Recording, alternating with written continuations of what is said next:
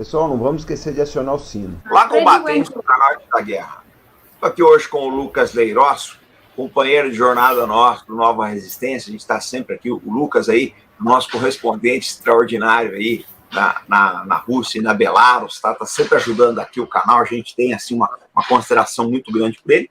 E hoje o Lucas está trazendo uma amiga dele da Rússia, a Natália Prokopenko. Ela nasceu na Polônia, mas é russa, essa moça linda que vocês estão vendo aqui. Vocês ficam reclamando que no canal Arte da Guerra nunca vem, só vem homem feio. Não, agora temos as moças bonitas aqui também. Então, Natália, é um prazer te receber a bordo aqui.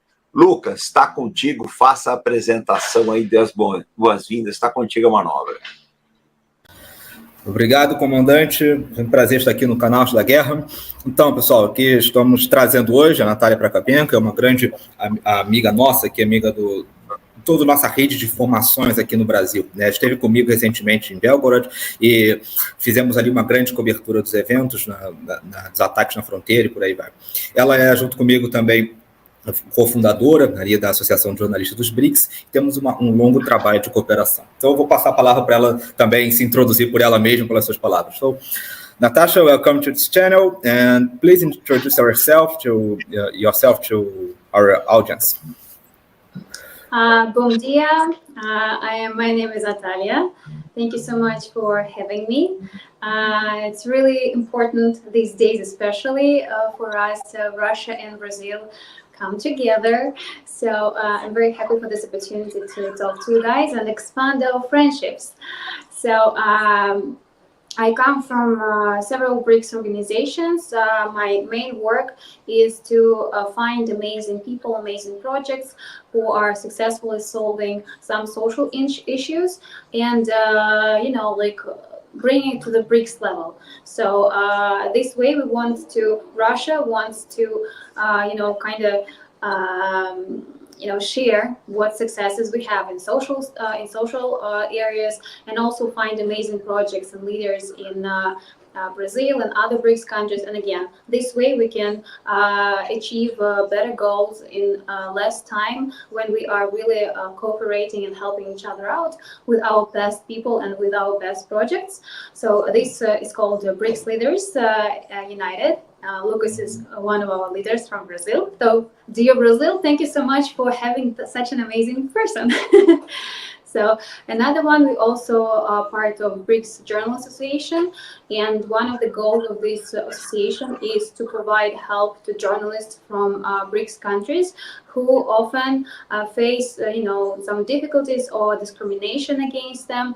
And in this case, we have really trustworthy lawyers from different countries who can actually help and defend the rights and make it safer for journalists from BRICS countries to actually exercise freedom of speech and show our countries without stereotypes. Lucas, he was invited to Russia to be part of our one of our programs from Journalists Association. It's called Discovering True BRICS Without Stereotypes.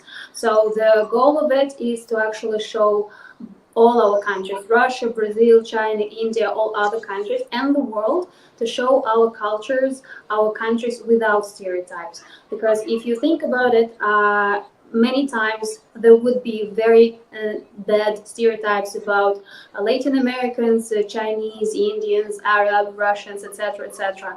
And we were actually trying to build it differently, make it fair play, make it so we actually know real Brazil, real Brazilian people, right? The same for Russia, the same for people from Arab countries, China, India, etc.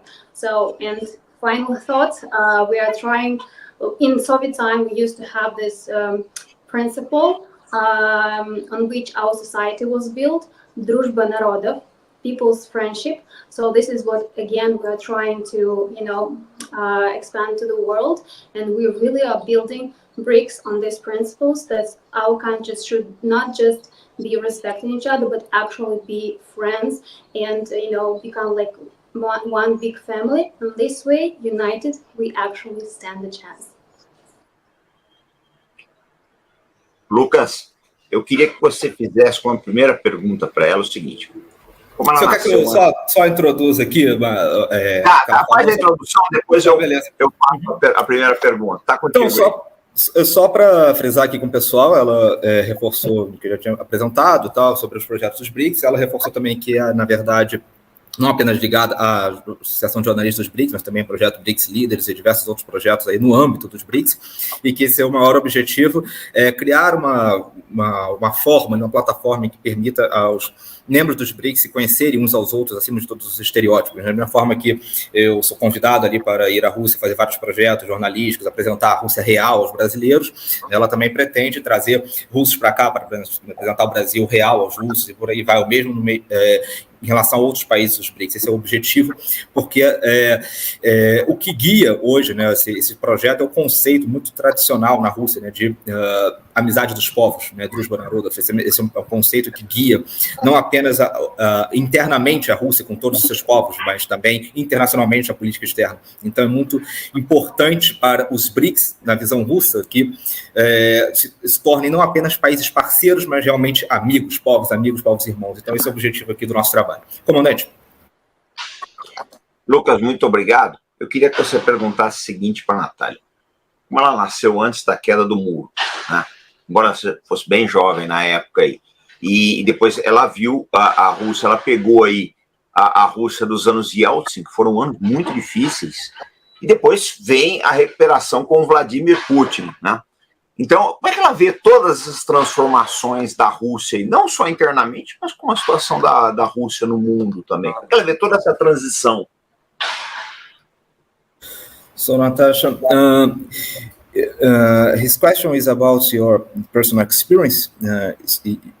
You are born in the Cold War era, and you saw all the changes in Russian society since the end of the Cold War. You saw the 90s, the Yeltsin era and Putin era. So, how's your opinion? What's your opinion? How do you see the transformation in Russian society since the end of the Cold War until the Vladimir Putin era? So, when Soviet Union was destroyed, I would say it did not collapse, it was destroyed. I was 7 years old almost, so I don't really remember what was going on in the society, like perestroika, all this thing, I didn't really remember. But the 90s, it was, first off, I want to explain that throughout our interview, I will be smiling a lot, even when I speak about something, serious, something very sad. This is the way we Russians deal with difficult stuff, with something sad, something horrible, especially because of the 90s as well, because we had to go through so many awful things that we've developed this mechanism to help us survive. So even when I'm talking about my Donbass experience or surviving a bomb attack, I will still be either crying or smiling. And just understand this is how Russians are. So Lucas, maybe you should translate it now. Ela está dizendo que, antes de tudo, ela reforça que estará o tempo inteiro sorrindo durante a entrevista, durante suas respostas, mesmo falando de coisas que não são alegres, coisas tristes, por aí vai, porque esse é um mecanismo que os russos desenvolveram, passando por todos os problemas que eles passaram, inclusive esses dos anos 90, que concernem a pergunta e que ela vai responder, sobre todas as dificuldades daquela época. Natália, você quer falar, ela vai dar sequência a esse raciocínio, Lucas, ou a gente parte para a próxima? Ela vai dar sequência. Tá, então vamos deixar ela dar sequência ao... You can go. Can go on. So the 90s, I'm wearing now Papa Poo t-shirt. We call him Papa Poo, Mr. Putin, our one and only president. And this t-shirt was actually given me by a British friend of mine who is really supporting Russia and helping international audience see what is really going on in Russia and in Donbass. So this says a lot. And why I'm wearing this t-shirt? Because I do remember how it was before Putin and after Putin. I remember that in the 90s, I was like little kid, like maybe I remember myself being 10, 12 years old, but instead of thinking about, I don't know, toys, school, first love maybe, I would often have to think about how embarrassed I was to be Russian and how embarrassed I was for my president, Yeltsin, at that time. Like what was going on in the country, it was really hard. I remember like my father, he was in military. My mom was a scientist, so in the Soviet time. We're back? Yes. Tem alguma coisa ligada aí, gente. Alguma coisa ligada? Eu tô ouvindo um som de fundo. Ah, não, achei, é aqui. Pronto. Ok. Vamos lá. You can continue. Also, I remember how my dad would come back from home once, not twice, but like several times. And he would tell us about his co-worker who had to kill himself, shoot himself in the head because he couldn't stand it that he couldn't provide for his family and that his kids were hungry. And it was it's just something what my family had to go through, but it was the same for the whole country. So we were really struggling inside the country, and outside the country it was like what Yeltsin was doing, what other people were doing. Like we were really embarrassed, and they were trying to make us believe that if, for example, we wanted material success, we should look to the West, right? United States, Europe. If we wanted something spiritual, they would tell us look to the East, like India, China, Asian countries.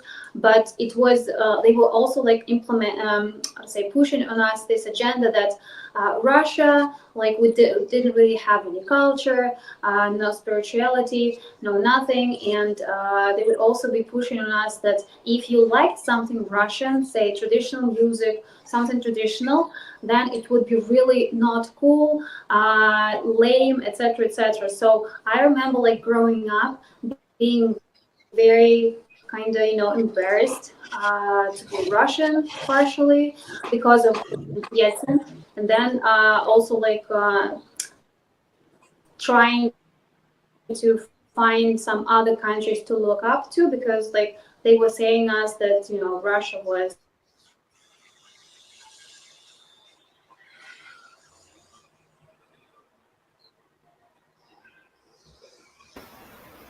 two years after Putin. I at some point realized that, oh my God, it's been a while since life do what kids do, like think about school, as I said, first love, etc. So everything was becoming so much better in the country, so much safe, that kids were actually able to start living their life as kids, not having to think about politics and other adult stuff. And this was in the beginning, and ever since then, despite all the difficulties, all the defaults, all the terrorist attacks, etc., life in Russia has been increasingly becoming better and better, and it has been so safe for many years now, up until recently. But like overall, this is why I keep being very grateful and very proud that we have this amazing president, Mr. Putin. Eu vou começar já a traduzir o que ela falou, enquanto a internet dela ficou ruim. Bom, ela simplesmente contou algumas experiências ali dos anos 90, como a situação estava terrível na Rússia, com uma não apenas com uma grave crise material interna, mas também uma grave crise cultural. Era algo ruim ser russo, gostar das coisas russas, tradicionais russas, etc. E havia um grande direcionamento de atenção, que se você quisesse melhorar de vida, quisesse algo bom na sua vida, você deveria ir para o Ocidente, olhar para o Ocidente. Isso foi a história de toda a Rússia nos anos 90. Ela contou a história tanto pessoal dela, como de outras famílias russas, que tinham, às vezes, os pais de família estavam com tanta dificuldade, não conseguiam alimentar suas famílias e às vezes pensavam em desistir de tudo, suicídio, etc. Era uma Rússia totalmente destruída, com muitos problemas. E como isso mudou com a ascensão do governo Putin. Ela mostrou ali a camisa que ela está vestindo, na camisa mostra ali Putin em cima de um urso, tal, aquela caricatura tradicional, né, escrito Rússia em frente, né, em cima. Ela conta que a camisa foi presenteada a ela por um amigo britânico, que entende essa situação da Rússia, é muito compassivo da dor do povo russo e é muito apoiador do governo russo, porque conhece toda essa situação, toda essa história. E por isso que ela é orgulhosa ainda de apoiar esse governo, de apoiar esse presidente, porque ele representou todas essas mudanças da Rússia. Tudo mudou para melhor assim que ele chegou, né? E apesar de todas as dificuldades, sanções, problemas, guerras e tudo mais, a situação na Rússia vem melhorando cada dia mais desde a ascensão do governo Putin, né? Então é algo que mostra por que o Putin se tornou popular entre os russos, né? Que mudanças ele foi capaz de provocar naquela sociedade. Comandante, próxima pergunta. Natália, eu queria saber como vocês estão enxergando a operação militar especial. Qual é a visão dos russos sobre a operação militar especial? Natália, he asks about the Russian people opinion regarding the special military operation. How do you see this operation? How is the people reacting to the military measures? I'll try to be shorter, I promise. The thing is that for most of us, it's been not 2 years, but 10 years, because Russia and Ukraine, Belarus, we still see each other as one big family. After the Soviets, it doesn't matter. Most of us have relatives both in Ukraine and in Belarus. So when in 2014, the so-called Russian Spring happened in Ukraine, it was difficult time. And then when Ukrainians started, using weapons against their own people in Donbass, we were so shocked we could not believe that this was actually happening. Because for us, for Russians, for Soviet people, it is the memory of the Great Patriotic War, World War II, is still so fresh. It is no matter how much time passes, for us, one of the biggest days in the year is May 9th, the Victory Day. Another one, usually we have 3 holidays: May 9th, New Year, and your birthday. These are the 3 big days. No matter of your age, it's still very important for us. So to believe that Ukrainians will be killing Russians or Ukrainians, like our own people, we couldn't imagine that this was really happening. So all these 8 years before the special military operation started, whole country was, there were some people who didn't really follow the situation, but most of us, we were really kind of suffering, but we didn't know what to do because we didn't know how to resolve this. So when special military operation started, we understood that this was Russia was forced to do it, and but something needed to be done because people were kept being killed, murdered by Nazis in Ukraine. And I'm talking also from personal experience. I may tell later about the Nazis in Ukraine, but it is really a thing, and it's been there for many, many years after the Soviet Union collapsed. So most of us Russians understand that special military operation was kind of forced.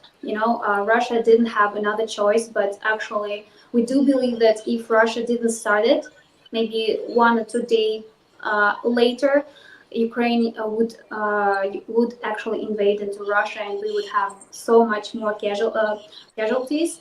So kind of didn't have another choice.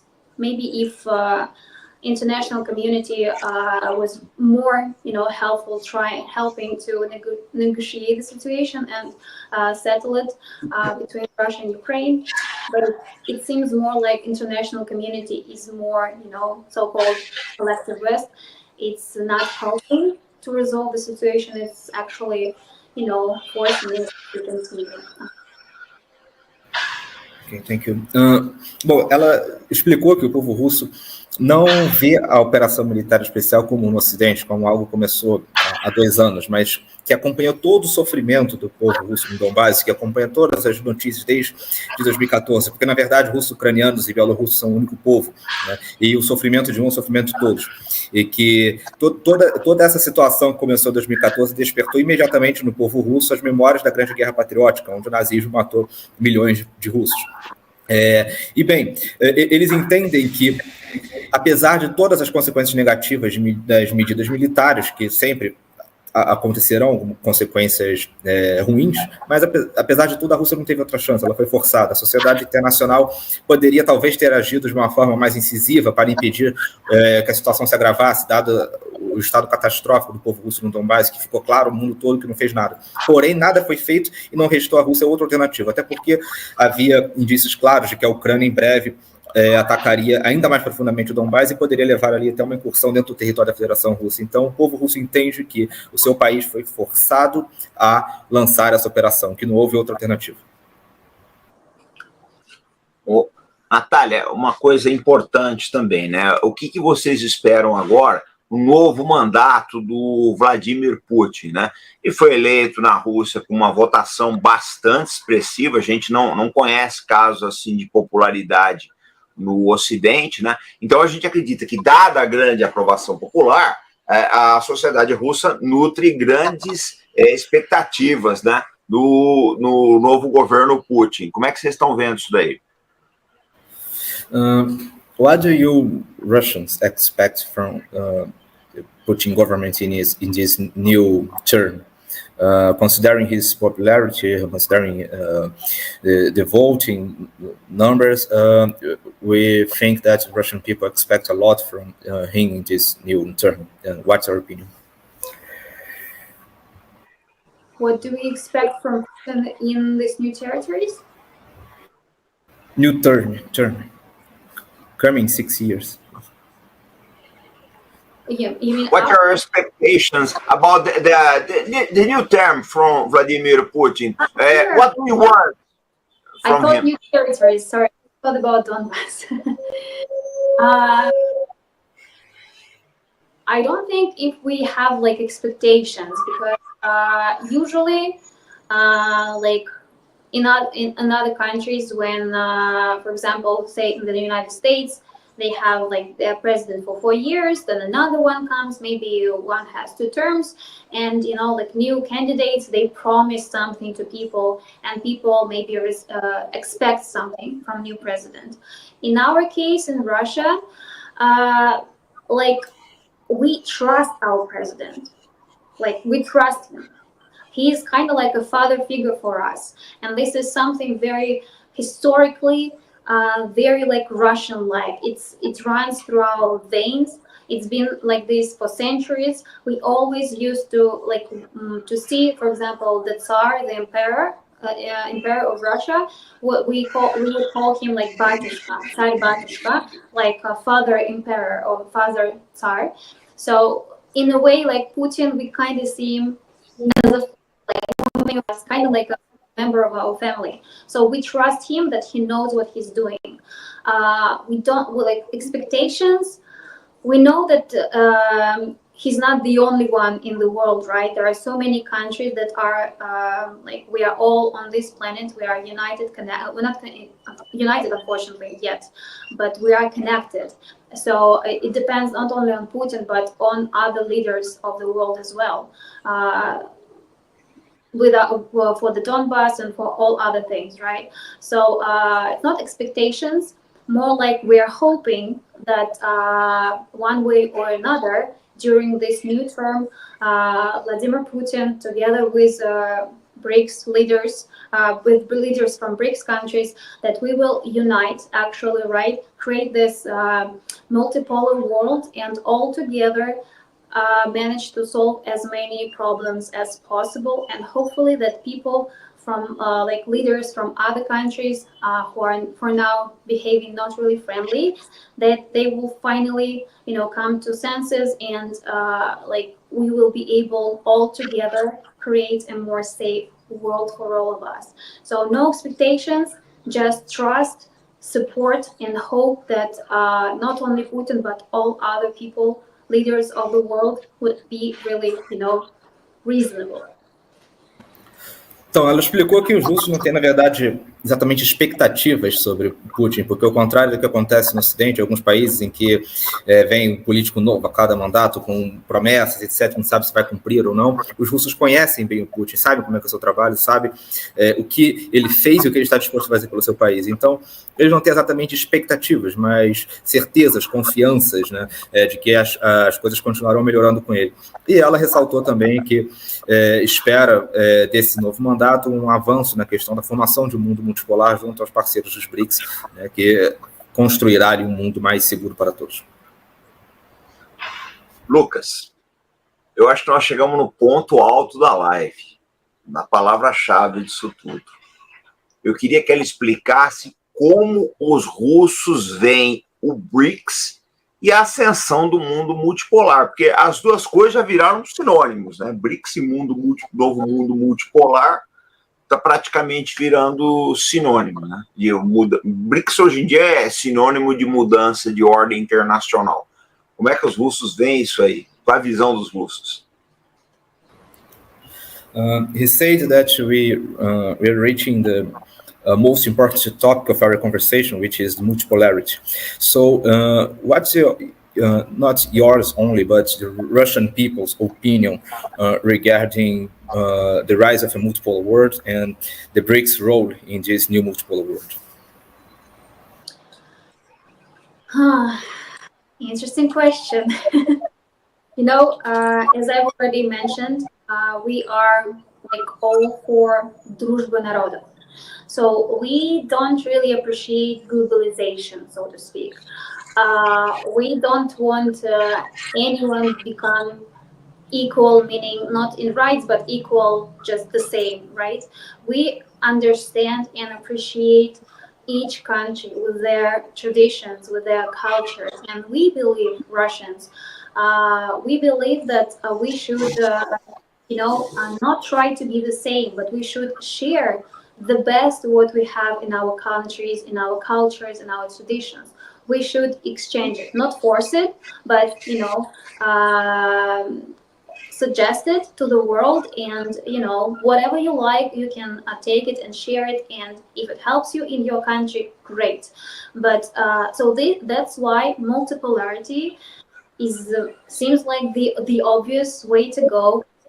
We don't want to have some kind of one country dictating, doing whatever this country wants. Doesn't matter what UN says. They just can decide for themselves and go and bomb a country in Europe, say Yugoslavia, and other countries, right? Like, oh, we don't like some government in some Arab countries. Let's go and bomb there, right? So, we don't like this kind of stuff. We are all for дружба народов, for mutual respect, and we don't really also appreciate being tolerant, just when it's forced. Like, you have to be tolerant, you have to accept.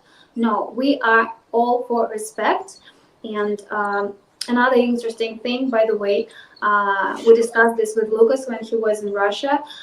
In Russia, we are naturally very curious, and we happen to love different countries and different cultures. So, for example, when you from Brazil come to Russia and you stop any random person in the street and you say that you're from Brazil, they will list you a name of things they know about Brazil and they like about Brazil. And it's just any person in the street. But at the same time, we have a lot of like clubs, fun clubs of people who really love either Brazilian culture, Brazilian music, capoeira, Brazilian movies, etc., etc. And this is not only for Brazil, but for so many other countries and cultures.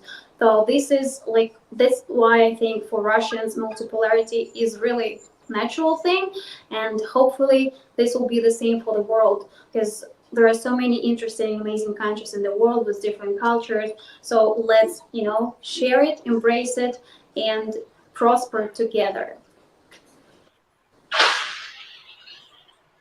Bom, ela ressaltou que o que ela já havia comentado antes sobre o conceito de amizade dos povos, no Družba narodov, é um conceito muito importante para a política russa, tanto interna quanto internacional, e que a consequência natural dessa mentalidade russa é pensar em um mundo multipolar. É o caminho natural a ser seguido para o bem-estar de todos, né?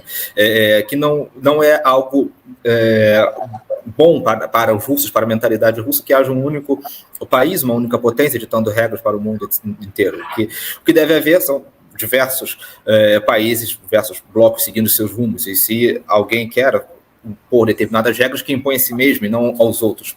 E os russos têm, em particular, simpatia por todas as formas de cultura, por todas as formas outras culturas de outros povos, né? Isso é algo muito forte no conceito de amizade dos povos dentro da Rússia. Ela mencionou o caso meu e de outros estrangeiros, quando estão na Rússia, de que é muito comum que os russos parem nas ruas para listar o que eles conhecem do nosso país, o que eles gostam, que há, na verdade, até clubes culturais, etc., na Rússia, específicos para outros países, porque existe na Rússia um ímpeto muito forte de respeitar e amar outras culturas, e que isso traz para os russos inclusive um maior amor à sua própria pátria, né? Gostar dos outros, apoiar, respeitar os outros, melhora a sua própria relação com a sua própria pátria, assim que os russos pensam dentro do seu conceito de amizade dos povos, e que dentro dessa mentalidade, a multipolaridade é o único caminho possível para uma sociedade internacional. Can I add something? Of course. So, like, not many people in the world know about Russia, but Russia consists not of one people, right? Not only Russians, but we have more than 160, like 160 peoples in Russia. So that's why for us, multiculturalism, it is like very, very natural thing. And like recently in February, we had a multipolar world forum in Russia. Unfortunately, Lucas couldn't make it in time, but it was amazing. And people from 136 countries came together in Moscow, and they were all talking about multipolarity, how important it is, and how we are all excited to actually, move forward with this multipolarity, and also about BRICS. So what we are trying to create in BRICS, it's again, we are trying to build any project that is now being done in BRICS. It takes into consideration what each country participating in this project, make it so that each country benefits from this, right? So before starting the project, we will ask all BRICS members, like, what do you guys need? What do you guys want? So this is, again, the way to go as we see it, right? So not trying to benefit at the expense of others, but actually going forward together, united, and helping each other out. In Russia, we call it the principle of the mind climber. So when you are, climbing a mountain, when you are up, you then reach down, you give your hands to the one who is under you, and you're helping this person to climb up above you, and then this person is helping you climb up. So this is the way we are trying together. If we have something in Russia that like maybe we are better in something, we will help other countries in BRICS with this. If other countries have something that they are better in, they will help other countries in BRICS.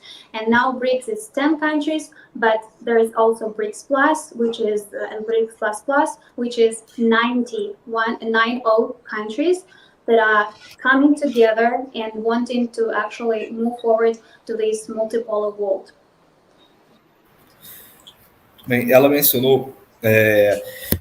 tem um evento que o nosso companheiro Rafael Machado esteve lá na Rússia, né, o Congresso Multipolar, que trouxe justamente essa perspectiva de como os russos enxergam a multipolaridade, a questão de apoiar uns aos outros e os países em cooperação